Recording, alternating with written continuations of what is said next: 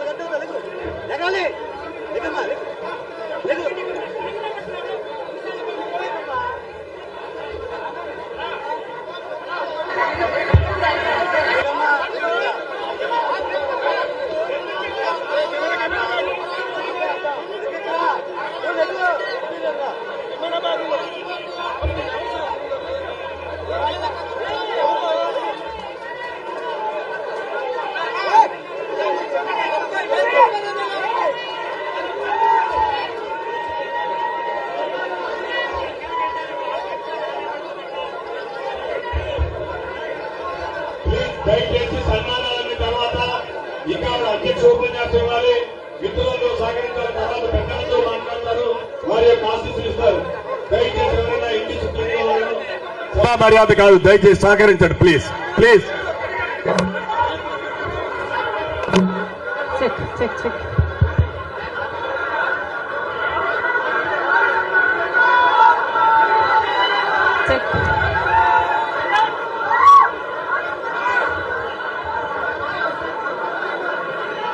రాజశేఖర రెడ్డి గారు,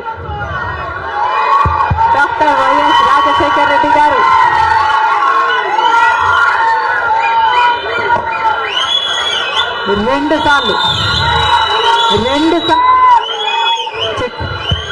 రెండు సార్లు ఇదే పిసిసి పదవిని చేపట్టారు. మళ్ళీ 2 సార్లు రాజశేఖర రెడ్డి గారు ముఖ్యమంత్రిగా గెలిచారు. అదే పిసిసి పదవిని, అంతటి బాధ్యతని రాజశేఖర రెడ్డి బిడ్డను నమ్మి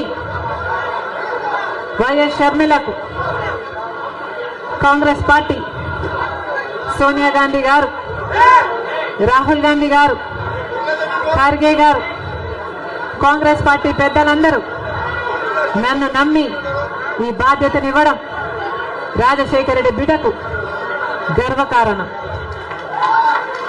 మరొక్కసారి చేతులు జోడించి ఇంత బాధ్యతను, ఇంత నమ్మకాన్ని నా మీద ఉంచినందుకు మరొక్కసారి కృతజ్ఞతలు చెప్పుకుంటుంది రాజశేఖర రెడ్డి బిడ్డ. ఆంధ్ర రాష్ట్రానికి చెందిన ఇంతమంది నాయకులు, ఆంధ్ర రాష్ట్రానికి చెందిన ఇంతమంది కాంగ్రెస్ నాయకులు, కాంగ్రెస్ నమ్మకస్తులు,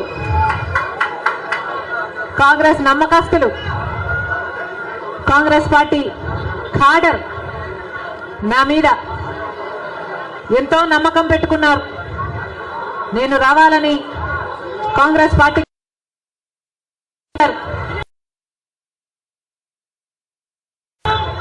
వాళ్ళందరికీ మరొకసారి రాజశేఖర రెడ్డి బిడ్డ శిరస్సు వంచి చేతులు జోడించి మనస్ఫూర్తిగా నమస్కరించుకుంటోంది.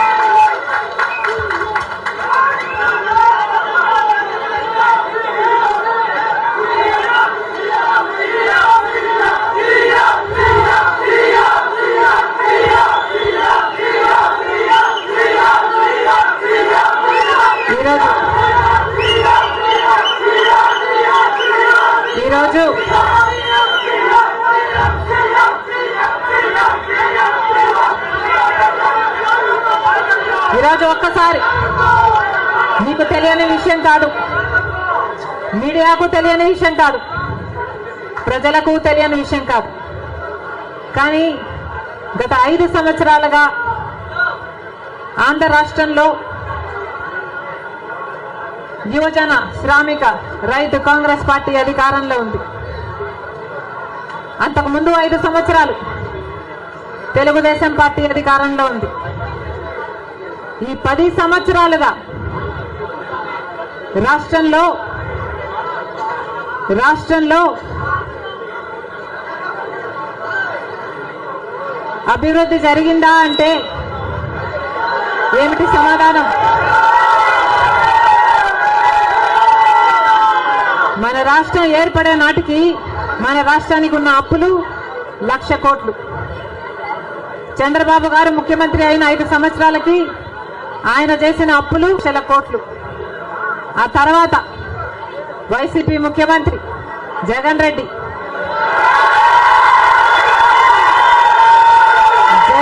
గారు చేసిన అప్పులు 3,00,000 కోట్లకు పైన. మొత్తంగా ఈరోజు అప్పులు 6.5 లక్షల కోట్లు. రాష్ట్రానికి చెందిన అప్పులు, కార్పొరేషన్లకు చెందిన లోన్లు చెల్లించాల్సినవన్నీ కలుపుకుంటే 10 లక్షల కోట్ల అప్పుల భారం ఆంధ్ర రాష్ట్రం మీద ఉంది. మరి ఇంత అప్పులు చేశారే, ఇన్ని డబ్బులు తెచ్చారే, మరి రాష్ట్రంలో ఏదైనా అభివృద్ధి జరిగిందా అని భూతద్దం పెట్టి చూసినా ఎక్కడా కనిపించదు. రాజధాని ఉందా? రాజధాని కట్టగలిగారా? రాజధాని కట్టడానికి డబ్బులు లేవు. కనీసం ఒక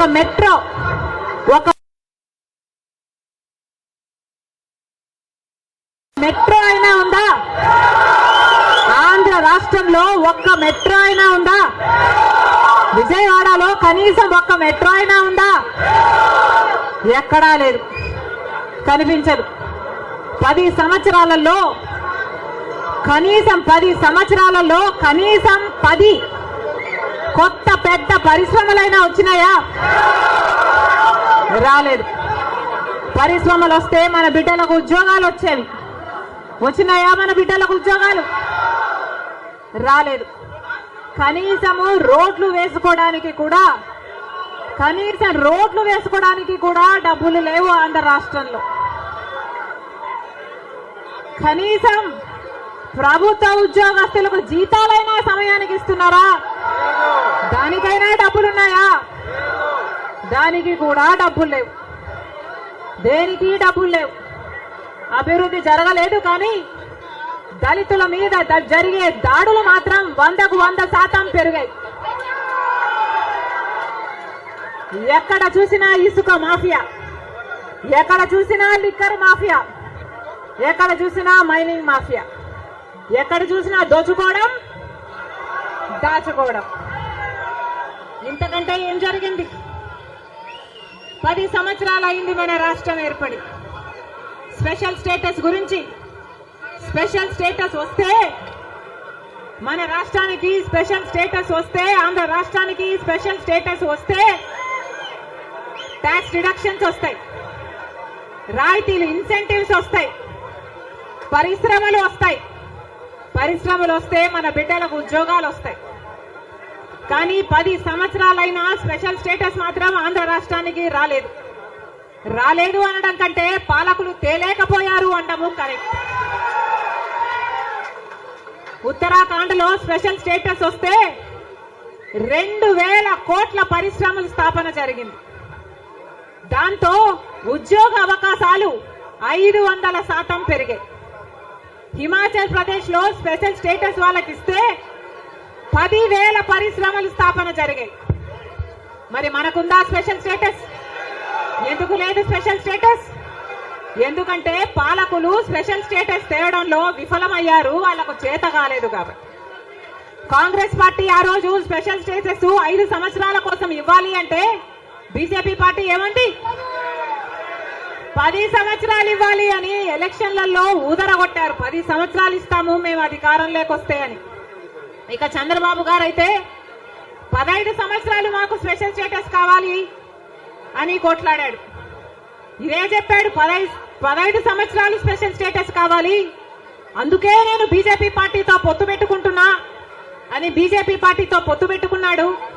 వాళ్ళ మంత్రివర్గంలో కేంద్ర మంత్రులు కూడా అయ్యారు టీడీపీ నాయకులు. ముఖ్యమంత్రి అయిన తర్వాత స్పెషల్ స్టేటస్ కోసం చంద్రబాబు గారు ఎప్పుడైనా ఒక్కటైనా నిజమైన ఉద్యమం చేశారా అంటే చేయలేదు. చేయకపోక ఉద్యమం చేసే వాళ్ళ మీద కేసులు పెట్టారు, వాళ్ళను జైల్లో కూడా పెట్టాడు చంద్రబాబు గారు. ఆ సమయంలో ప్రతిపక్ష నాయకుడు జగన్ రెడ్డి గారు ప్రతిపక్ష నాయకుడుగా ఉన్నంత కాలం స్పెషల్ స్టేటస్ మనకు రావాలి అని ప్రతిరోజు కొట్లాడాడు. నిరాహార దీక్షలు కూడా చేశారు. ప్రతిపక్షంలో ఉండగా అవిశ్వాస తీర్మానం ఏమా ప్రభుత్వం వాళ్ళు ఎవరైనా ఉన్నారు ఇక్కడ? ప్రతిపక్షంలో ఉండగా జగన్ రెడ్డి గారు చెప్పిన మాట, మేము అవిశ్వాస తీర్మానం ప్రవేశపెడతాము, తెలుగుదేశం పార్టీ ఎంపీలు అందరూ కూడా మద్దతు ఇవ్వండి, మూకుమ్మడి రాజీనామాలు చేస్తే స్పెషల్ స్టేటస్ ఎందుకు రాదో చూస్తారన్నాడు జగన్ రెడ్డి. ఆఖరికి జగన్ రెడ్డి గారు ముఖ్యమంత్రి అయిన తర్వాత ఒక్కటైనా నిజమైన ఉద్యమం చేశాడా స్పెషల్ స్టేటస్ కోసం?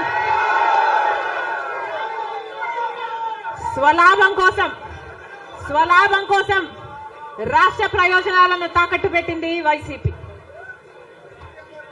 ఈ రోజు మనకు స్పెషల్ స్టేటస్ లేదు కదా, కనీసం ఒక ప్యాకేజ్ కూడా లేదు.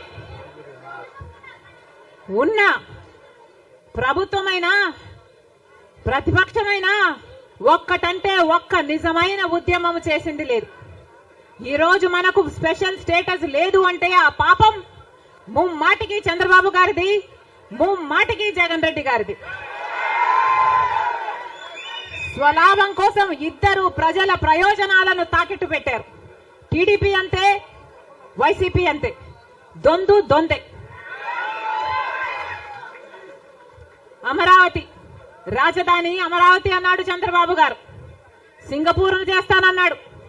3D గ్రాఫిక్స్ మొత్తం గుర్తుందా?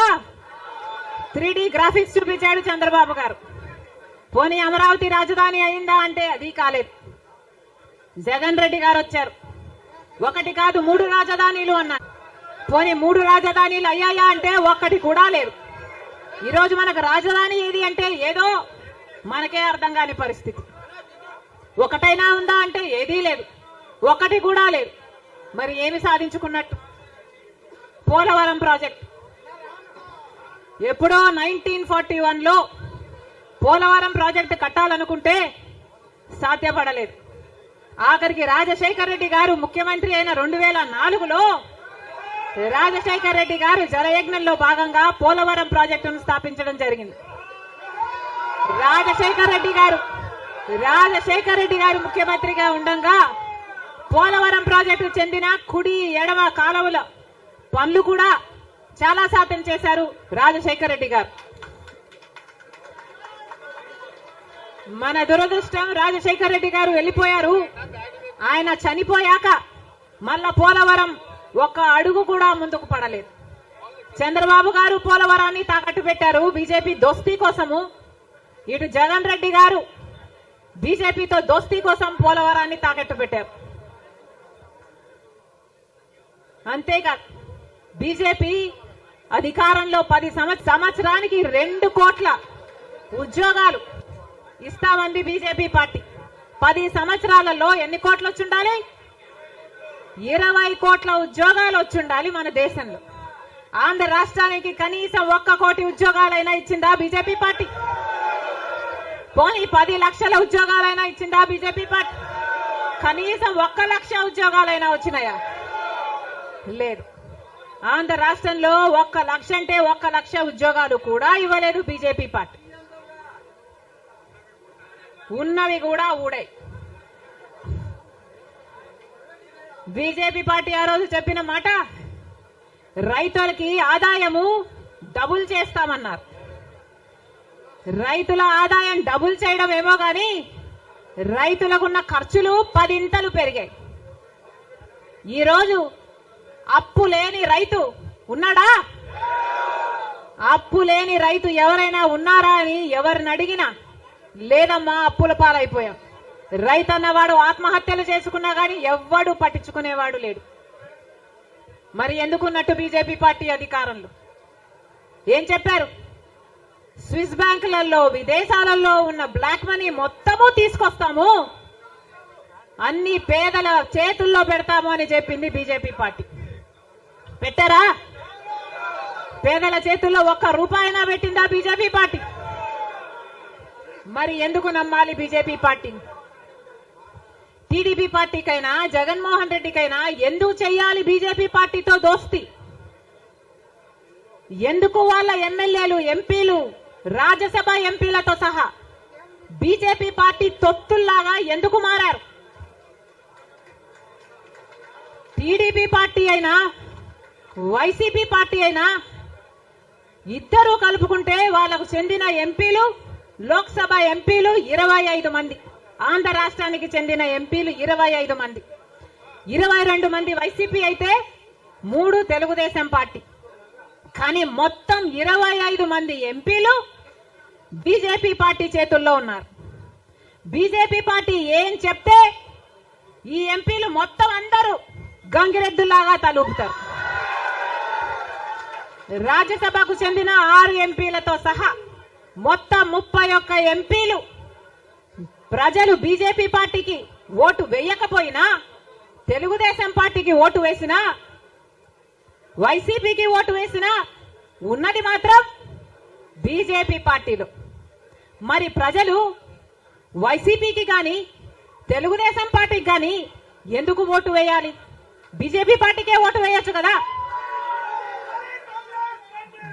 వైసీపీ గాని తెలుగుదేశం పార్టీ గాని ఎందుకు వాళ్ళ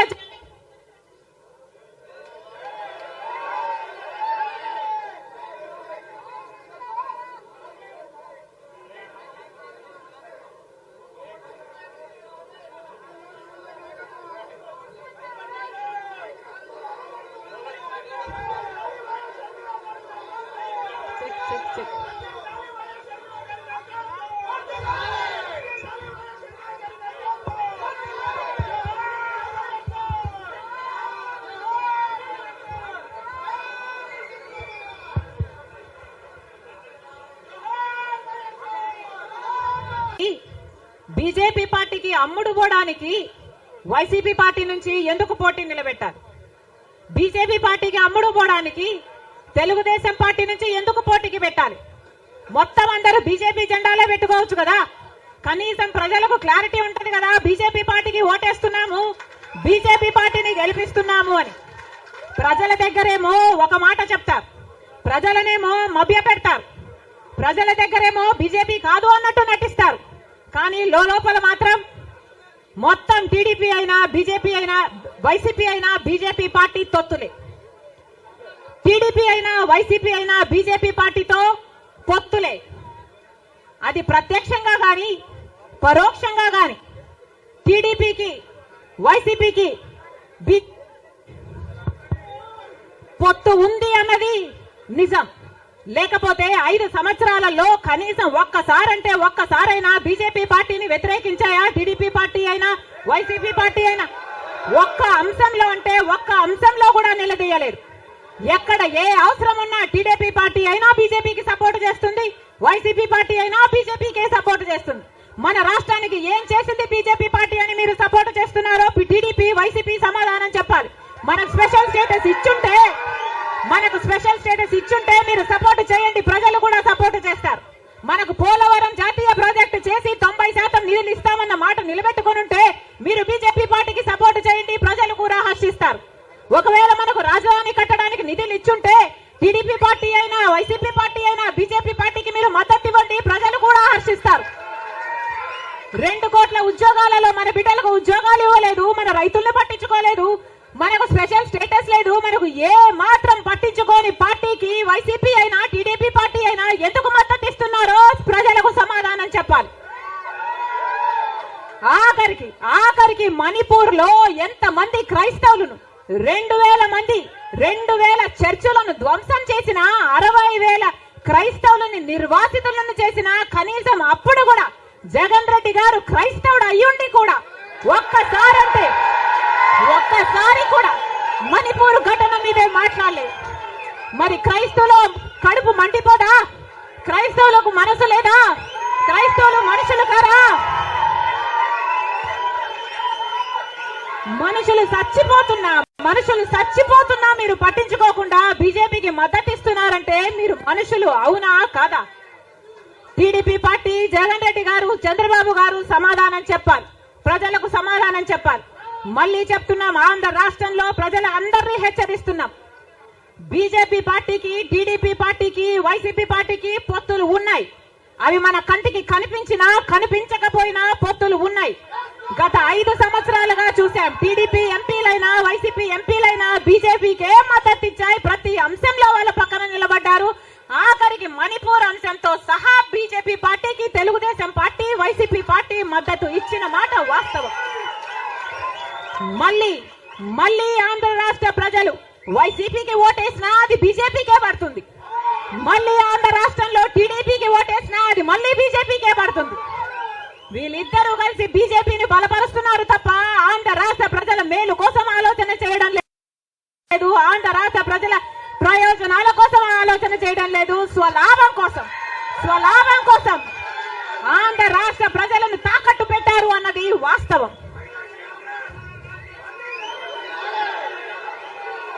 మళ్ళీ చెప్తున్నాం, రాజశేఖర్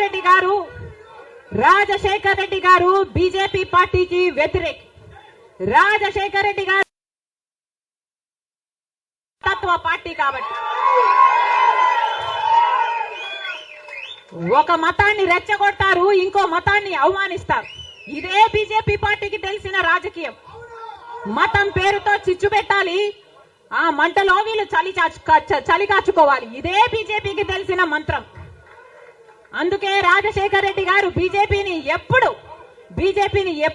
వ్యతిరేకించారు. రాజశేఖర్ రెడ్డి గారు ఆశయాలు ఒక్క కాంగ్రెస్ పార్టీలోనే నెరవేరాయి తప్ప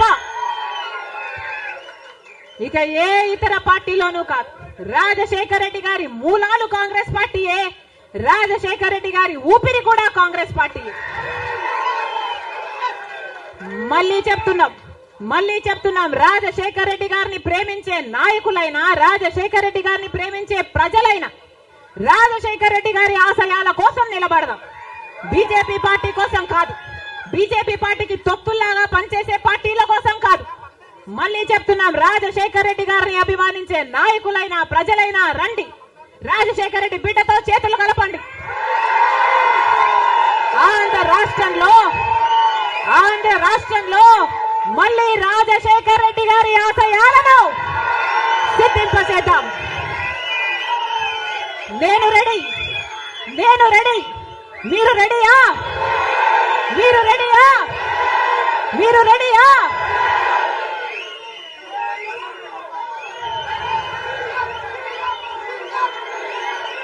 జోహార్ వైఎస్ఆర్. రాహుల్ గాంధీ నాయకత్వం వర్ధిల్లాలి.